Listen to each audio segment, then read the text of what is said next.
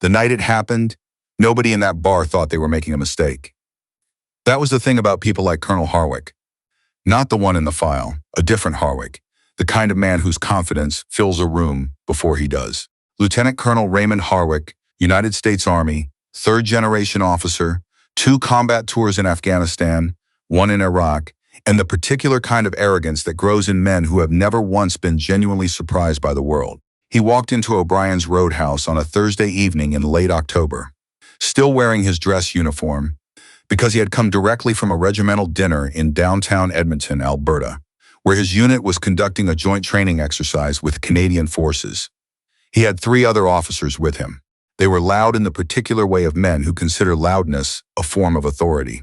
Sergeant First Class Dara Voss had been sitting at the far end of the bar for 40 minutes before Harwick arrived. She was not easy to notice. That was by now a practiced skill. She wore dark jeans, a gray Henley, and a canvas jacket that had seen better decades. Her hair was pulled back without ceremony. She had a glass of ginger ale in front of her. She hadn't drunk alcohol since Kandahar, which was a story she had never told anyone in full. And she was reading something on her phone with the focused patience of a person who had learned to wait without fidgeting. She looked, to the untrained eye, like a woman who drove a sensible sedan and taught elementary school somewhere unremarkable. She was 34 years old. She had been an Army Ranger for 9 years. She held the record at the time for the longest confirmed sniper shot made by a female soldier in a combat zone. The record was classified. She was the only woman in her battalion who had completed the full Ranger assessment and selection program on her first attempt, in conditions that her evaluators later described, in the official documentation, as operationally extreme. She had been wounded twice. She had received the Silver Star. That was also classified. She had a torn meniscus that she hadn't had looked at yet, because she kept forgetting to schedule the appointment, a habit of buying more books than she could read, and a slight preference for places that were almost but not quite empty. O'Brien's Roadhouse on a Thursday evening was almost but not quite empty. Then Harwick walked in. She registered him the way she registered everything, without appearing to register anything at all. She noted the rank, the posture, the volume of his entrance. She noted the way his eyes moved around the room and lingered on her for precisely the length of time that signals assessment rather than interest. She noted that he found her unimpressive and moved on. She went back to her phone. For 20 minutes, she was background noise to him. The 4 officers occupied a table near the pool table, ordered whiskey, talked over each other in the aggressive bonhomie of men performing camaraderie. Harwick's voice was the loudest and the most often agreed with. The other 3, a captain and 2 first lieutenants whose names she would later learn were Falk, Salas, and one who never introduced himself, deferred to him on everything, which was the clearest possible sign that they were afraid of him rather than fond of him. She was not paying close attention. That was important to understand later. She was not watching him. She was not waiting for anything. She was genuinely and completely trying to finish reading a long article about migratory patterns of Arctic terns and thinking about whether she wanted to order food. The moment it changed was unremarkable from the outside. Harwick had apparently decided sometime in his 3rd whiskey that the woman at the end of the bar was not merely unimpressive, but was, in fact, an affront of some kind. She couldn't hear the exact words. O'Brien's had a sound system that played classic rock at a volume calibrated to make conversation possible but not easy, but she could read the shift in his attention. Could feel it, actually, the way you feel a change in barometric pressure. The way she'd felt it, more than once, in terrain where that particular sensitivity was the difference between walking out and not. He said something to the captain, Falk, and Falk laughed with the careful enthusiasm of a man who has learned not to be the last one to laugh. Harwick stood up. He crossed the bar with the walk of a man who has spent so many years being the most important person in every room that he has forgotten there was ever a time when he wasn't. He stopped beside her stool. "You've been sitting there alone all night," he said. Not a question. She looked up from her phone. She had a particular expression she used in situations like this. Not cold, not warm, simply present, the way a wall is present. "I have," she said. "That's a waste." He leaned one arm on the bar. Up close, she could see that he was probably 50, that he had the particular physical confidence of a man who had once been in excellent shape and was still better than average, and that he was looking at her with an expression she recognized from a specific category of human behavior that she found both tedious and predictable. She said nothing. "I'm asking if you'd like some company," he said, with the tone of someone conferring a favor. "I appreciate that," she said carefully. "I'm good." Something shifted in his face. It was subtle, the micro-expression of a man recalibrating from expectation to affront. She had studied human faces in enough high-stakes contexts to read it clearly. He had expected at minimum a different quality of refusal, something more apologetic, something that left him feeling like the refusal was about her circumstances rather than about him. "You're good," he repeated. "Yes. You know who I am?" She looked at his collar. "Lieutenant Colonel," she said. Then she looked back at her phone. The silence lasted about 3 seconds. "I'm going to give you another opportunity to reconsider," he said. His voice had dropped. It was the voice she understood, that he used with subordinates who had made errors. It was a voice that had probably worked many times before, in many contexts, with many people who had something to lose if they didn't manage this particular man carefully. She did not have anything to lose from this particular man. This was, in the end, the thing he failed to calculate. "That's generous," she said. "I'm still good." What happened next happened quickly. Harwick reached out and with the flat of his palm struck the phone from her hand. It clattered across the bar and onto the floor. It was not technically a slap. It was directed at the phone, not at her. But the intention was identical, and everyone in O'Brien's Roadhouse, who was paying attention, understood it as what it was. A man who had decided that a woman's refusal was a form of insubordination. Falk and the 2 lieutenants had gone very still at their table. The bartender, a large, bearded man named O'Brien, who actually was named O'Brien, which was something she had found charming earlier in the evening, had also gone still, with one hand resting on the bar and the expression of a man deciding something. Voss looked at her phone on the floor. Then she looked at Harwick. The expression on her face was the one that people who knew her well, her battalion sergeant major, her team leader, the handful of people who had served alongside her in conditions that didn't get written about in public reports, described, afterward and always the same way, like the temperature in a room just dropped 6 degrees without any physical reason. "You need to pick that up," she said. He laughed. Falk laughed. The 2 lieutenants did not laugh. They were watching Voss with the specific attention of men who were beginning to feel that they had miscalculated something. "Or what?" Harwick said. And here is the part that people in O'Brien's Roadhouse described afterward for a long time. She didn't answer him. She got off her stool, bent down, picked up her phone herself, checked the screen, cracked, which she noted without visible emotion, and straightened up. Then she looked at Harwick with an expression that he later said, in the inquiry that followed, made him feel, and he used this word, unsettled, though he did not explain why and was not pressed to. She said, "I'm going to give you an opportunity to walk back to your table." He did not walk back to his table. Instead, he made a decision that reflected, in retrospect, everything about who he was and everything he had failed to understand about who she was. He grabbed her arm. What happened in the next 4 seconds was later described by witnesses, in terms that varied significantly in their specifics, but were unanimous in their essential character. It was over before most people understood it had begun. Harwick was, afterward, on the floor. He was not unconscious, but he was not getting up quickly. There was no blood. There was nothing broken. She had been, in this as in most things, precisely calibrated. She stepped back. She straightened her jacket. She looked at Falk, then at the 2 lieutenants. Neither of them moved. She sat back down on her stool. O'Brien, the bartender, set a fresh ginger ale in front of her without being asked. She said, "Thank you," and picked up her phone. Harwick got up eventually. He had the expression of a man who had just encountered, for the first time, the outer edge of the world he thought he understood. He said nothing. He looked at her for a long moment. She did not look back. He and his officers left now. Let's go back to the beginning. Dara Voss had grown up in a small town outside Lethbridge, Alberta, the kind of place that people from larger cities describe as quiet, in the particular way that means they find it diminished, but which had its own specific gravity that she had understood, even as a child, was not the same thing as smallness. Her father had been a cattle farmer. Her mother had taught high school biology.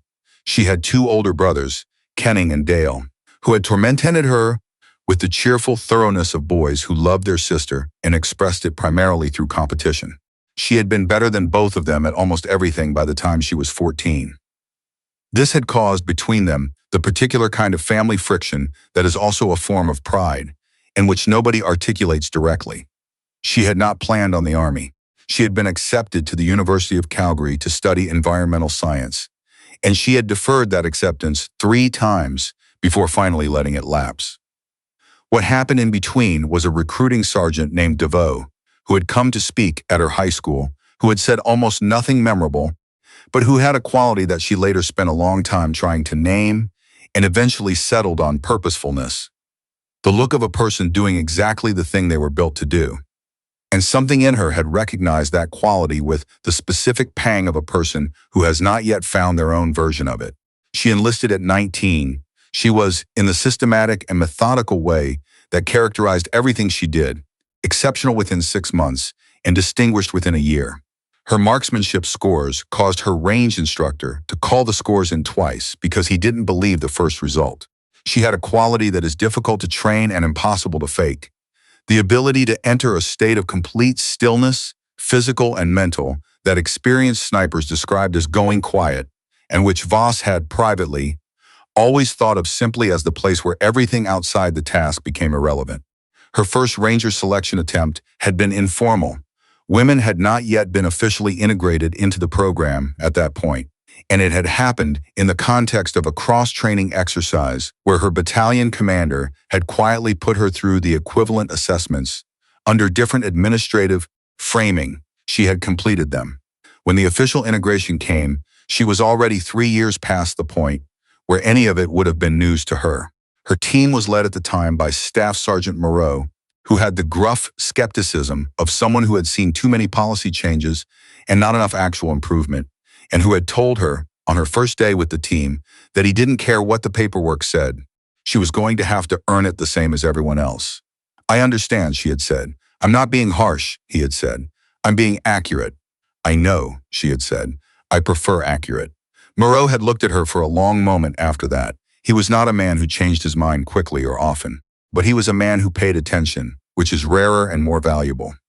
Over the following months, he paid attention to Voss.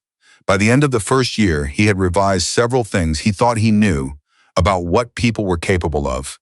He was the person who 2 years later submitted her name for the Silver Star. The citation described, in the careful language of official documents, an engagement in a valley in Kandahar province in which Sergeant Voss, under fire, in conditions of reduced visibility at a range that the citation listed, and that was, by any honest assessment, extraordinary, had neutralized a threat that would otherwise have resulted in the deaths of 3 members of her team, including Staff Sergeant Moreau. The language was precise and restrained in the way of all such documents, which is to say that it communicated the outline of what happened without conveying anything close to the actual experience of it. The actual experience of it was this: she had been in position for 11 hours. The valley was narrow, and the light was wrong, and she had a spotter beside her, Corporal Adib, who later said that he had stopped breathing for the last 4 minutes of the wait. And the problem was a rooftop position that had eyes on the route her team needed to cross, and that had already put one of her team on the ground and would put 2 more down before anything could be done if she did not do something about it. The distance was the distance the citation listed. The wind was variable. The light was failing. She made the shot. Then she made a second one because there had been 2 people on the rooftop and she had only had intelligence on one of them. Then she picked up her gear and moved to the secondary position because she had identified 11 hours earlier that the primary position would be compromised after a shot of that nature, and she had planned for that.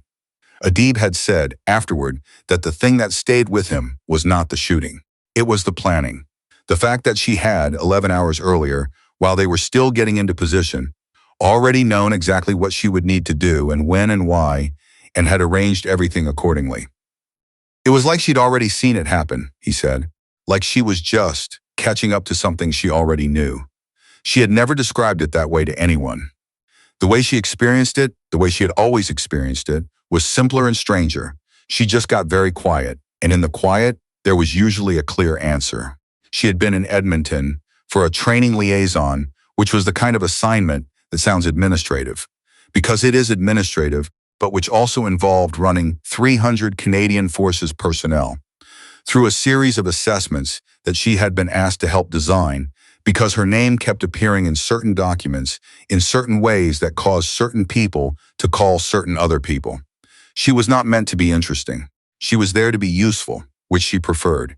She had no particular feelings about O'Brien's Roadhouse, which she had chosen because it was 3 blocks from her temporary quarters and had a 4.1 rating on Google that was composed primarily of reviews about the chicken wings, which she had not ordered. She had not expected Harwick. She had, as noted, not been looking for anything. The inquiry began the following Monday. This was not Voss's doing. She had not reported the incident and had no intention of reporting it. It was O'Brien, the bartender, who had called it in, not to the police but to the base public affairs office, because O'Brien had 22 years of experience with the kind of trouble that follows uniformed officers into bars and had long since developed a practical system for heading it off at the administrative level. Harwick had, it emerged, told his own version of events first. This was consistent with what Voss knew about men like Harwick. They were excellent at controlling the narrative, which is one of the skills you acquire when you have spent a career in environments where the narrative matters as much as the facts, and sometimes more. His version involved a civilian woman becoming aggressive without provocation, a minor physical incident that he had attempted to de-escalate, and an unfortunate outcome that he regretted. He had not known who she was. This was, in the end, the thing that unraveled him. The inquiry officer was a Colonel Abernathy, who had a reputation for being thorough in a way that could be read as either virtue or obstruction depending on your relationship to the process. She asked Voss to come in on the Tuesday. Voss came in.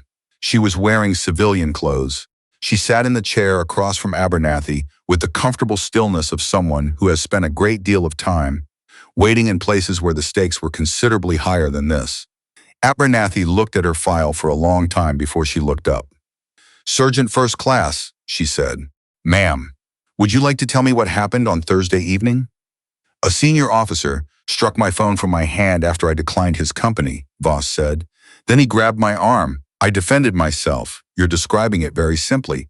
It was a simple situation." Abernathy looked at her for a moment. "Lieutenant Colonel Harwick has 22 years of service." "I know. He has 2 commendations." "I know." Abernathy set the file down. "He doesn't know what you have," she said. "It was not quite a question." "No," Voss said. "He didn't ask." There was a silence. "How's your knee?"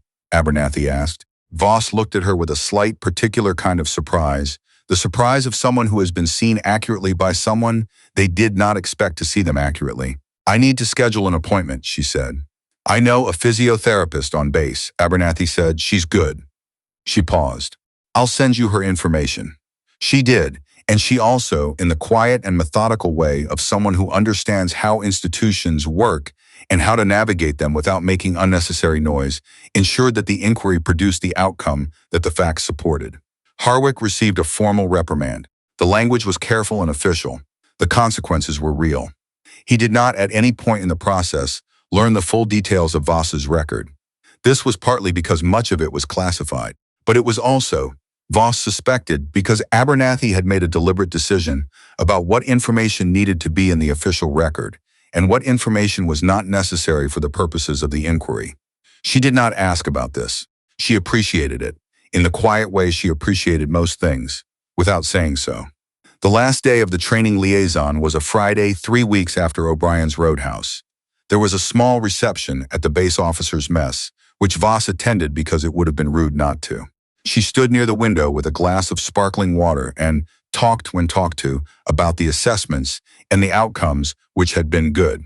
The Canadian Forces personnel she had worked with were, as a group, serious and capable, and she had found the work satisfying in the direct way that work usually satisfied her when it was clear and purposeful.